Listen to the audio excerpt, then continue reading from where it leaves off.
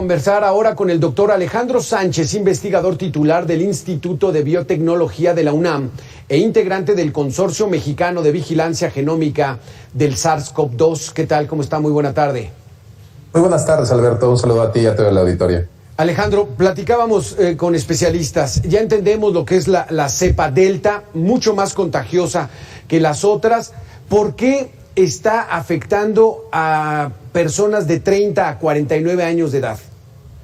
Finalmente, la variante Delta lo que presenta son mutaciones que le confieren la habilidad de transmitirse más rápido y muy posiblemente escapar al sistema inmune, incluso aquel generado a esa respuesta generada por las vacunas.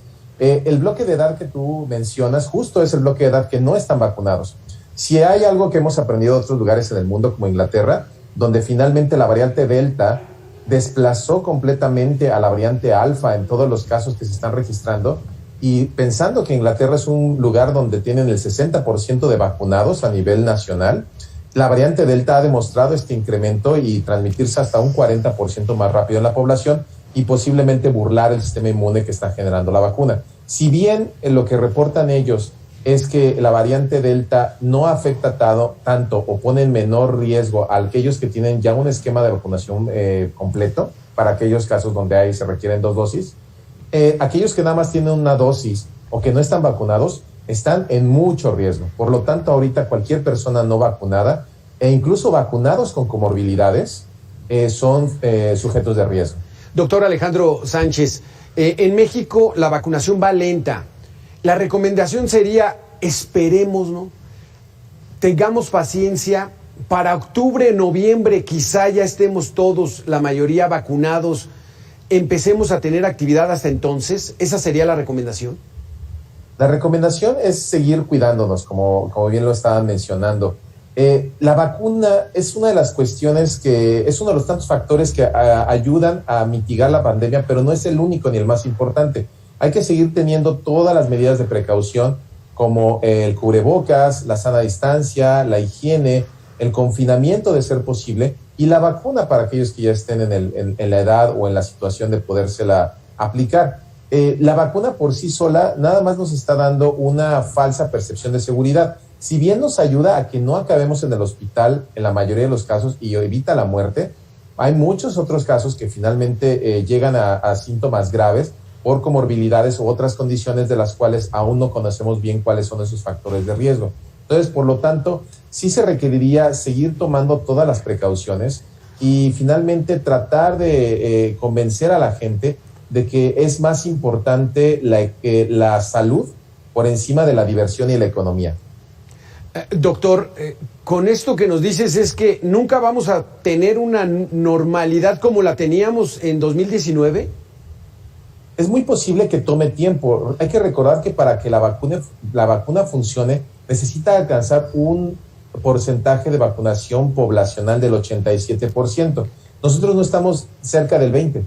Y finalmente esto, pues la meta es llegar al 87%. Los países que más vacunación tienen, mayor porcentaje tienen, llegan al 60%, 50%, incluyendo países como Inglaterra, Israel, ¿cómo se llama? Estados Unidos, que ya está alcanzando estos números, y aún así siguen presentando. ¿Por qué? Porque tenemos estas variantes que pueden burlar al sistema inmune que produce, o bueno, la respuesta, la protección que produce la vacuna, y finalmente es por la razón por la cual debemos seguir teniendo cuidado. Es una carrera contra el tiempo, es una carrera armamentista. El virus tratará de sobrevivir y tratará de burlar al sistema inmune para no ser neutralizado, y se seguirá transmitiendo a una mayor velocidad, porque finalmente así funciona la evolución, seleccionando estas características en el virus para poder seguir el contagio. Que nos quede claro, doctor, entonces, no es que estén casi ya 40 millones de mexicanos vacunados con una dosis, sino es atender a los que ya tienen las 2 dosis, porque necesitamos que el 80% tenga las 2 dosis de vacuna, ¿así es? Exactamente, 87% es la meta para las características de un virus como SARS-CoV-2 y el número de reproducción básico que tiene. Este número de reproducción básico nos dice que por un infectado de COVID, esta persona puede infectar a 5 o 6 personas, y esas 5 o 6 personas a otras 5 o 6, y esas 5 a otras 5, y así. Entonces se vuelve una cosa exponencial.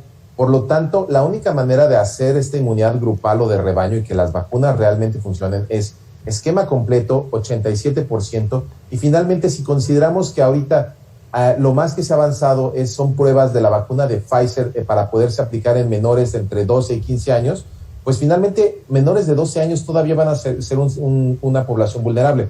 Ahora, Pfizer ya anunció que para diciembre es posible que ya tenga una vacuna que se le podrá aplicar a menores o infantes de 6 meses hasta 12 años. Entonces, todo pareciera apuntar que tal vez necesitamos mantener la calma y sobre todo ser mucho más precavidos hasta finales de año. Doctor, hay organizaciones deportivas de niños que ya están teniendo actividad. La recomendación sería, espérense para enero del 2022. Esa es la recomendación, porque al final de cuentas hay muchas cosas que se están haciendo en el país y en general en el mundo, no somos los únicos, que generan esta falsa percepción de seguridad.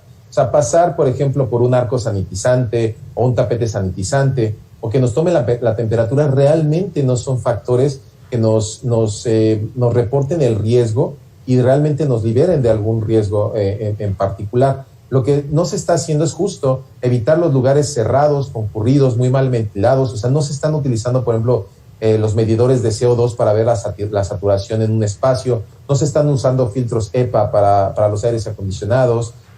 No se están ventilando muchos espacios. La gente permanece, aún con cubrebocas, permanecer en un espacio cerrado, concurrido, por más de 50 minutos nos pone en un gran riesgo y un 70% de probabilidad de que nos infectemos. Entonces, esas medidas son las que tenemos que tomar en cuenta, que son las que realmente ayudan. No, evitar estos lugares. Los espacios al aire libre son menos riesgosos, pero tampoco el riesgo es cero. La vacunación nos reduce el riesgo, pero no baja el riesgo a cero. Y finalmente, el tratar de evitar contacto y lugares muy concurridos y cerrados es lo más efectivo. Doctor, pues bueno, me queda claro que hay que esperarnos. Apenas vamos llegando al 20% de vacunación de esquema completo. Necesitamos tener el 87%. Mejor mantengamos las medidas de seguridad y ya que estemos en 87%, vemos cómo nos comportamos ante esta nueva realidad. Muchísimas gracias por haber estado con nosotros, doctor Alejandro Sánchez. Gracias, Alberto, y un saludo a todo y a todo el auditorio y por favor, cuídense. Sí, hay que seguirnos cuidando.